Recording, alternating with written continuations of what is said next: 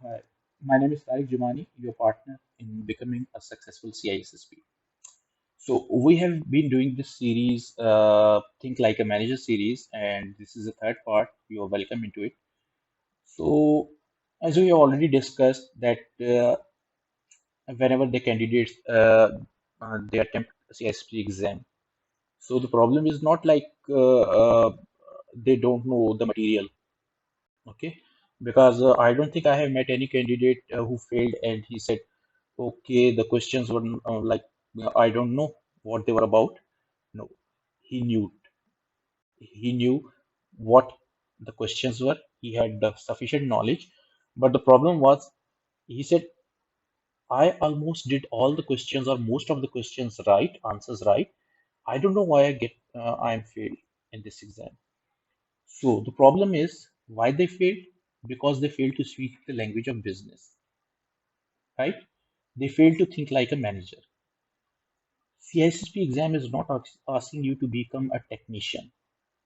Uh, like all the technical knowledge, all the domains, they have technical knowledge. You have to be familiar with it. You have to be well versed with it. That is mandatory. But while making decisions, CISSP tests your ability to make how good are you at making business aligned risk based decisions. So managers focus is to protect business, protect the organization's missions and objectives, not just fixing technical bugs. Okay, you are not a technician, you are a manager. You have to think in a broader perspective. So every question you are faced in the CISSP exam, you have to analyze through the lens of business, like what will be the business impact, cost, and what will be the risks involved, what risk can be accepted, deferred, transferred, mitigated. Okay. So because we have already discussed in the previous lectures, like you can't achieve zero risk. Okay. Your job is to manage the risk intelligently. Okay. So what manager does? Because manager is not going to jump on the technical fix. A manager always starts by assessing risk and checking the policy. You are not jumping right to the technical fixes. Okay, because your actions must align with organizational policy, governance, and strategy. So let's have a real world example. Like in this scenario, you can see that a vulnerability scan detects outdated SSL configuration. So what is going to happen? If you look from a technician's perspective, this is a classic one. The technicians will immediately patch the system, and this is a fast and efficient way of doing this because you can't delay. But he completely ignores the potential business impact. Okay, system might get down, any software might break, downtimes. So he's not concerned with that. His job is to apply the patches. So this is a technician's approach, and this is reactive fixing rather the proactive security management. But when the manager is faced with this, like there is a vulnerability, so he will manage the process. He will demonstrate due care, due diligence, like he will initiate the policy. Okay, initiate the policy. He will check the business impact. Any downtimes are required. He will, all things which are already managed, like provided in the policy or standard of SOP, which is already built for patch management. He will ask the technician to follow that policy.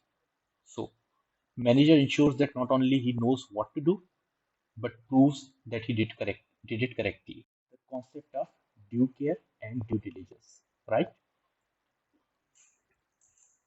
How? Because he demonstrated due care by having a clear and document vulnerability management policy or SOP that dictates how critical vulnerabilities will be handled, right? Then he will demonstrate due diligence. He will ask the technician to follow that policy check the severity rating, schedule the change through the change management board, and verify the changes were tested before deployment on the production systems.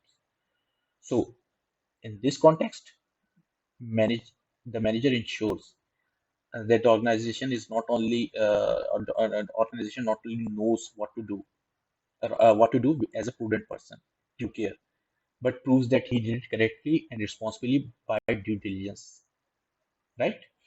So always think in terms of due care, due diligence, and always think in terms of policy. Don't jump onto technical fixes. So when a questions give you multiple options again, and one is a technical fix and other is a policy or governance action, what will you do? Most of the time, almost most of the times, you will go for the policy one, policy or governance one, right? Like other scenario, if we have access control problem, the technical solution is install the biometric scanner on servers, but the manager solution is review the access control policy to ensure it aligns with the classification of the data stored in the server room. Then train the guards on the new required batch check procedure. Okay. So managers always favor administrative and policy actions when multiple options are presented because the managers have to protect business through policy governance and risk management. They are the ones who are to decide what needs protecting and how much money to spend on it. Of course, they are the advisor. They have to advise management, but they have to advise in that particular way. The technician is the one who executes the how part, executes it. Okay, so simple. Your manager takeaway is simple. Skip administrative step, prioritize documentation, policy review, risk assessment, and all that. Never jump to technical solutions because most of the times technical solutions won't be the answer. But it doesn't mean you have to click on the question. You have to read it carefully. That is it asking for policy guidelines? That part how, right? So thank you for watching. Uh, I hope we can connect on LinkedIn and check my YouTube channel. Please connect with me on the LinkedIn, so we can continue to create our mindset of think like a manager. Thank you. Have a good day and bye.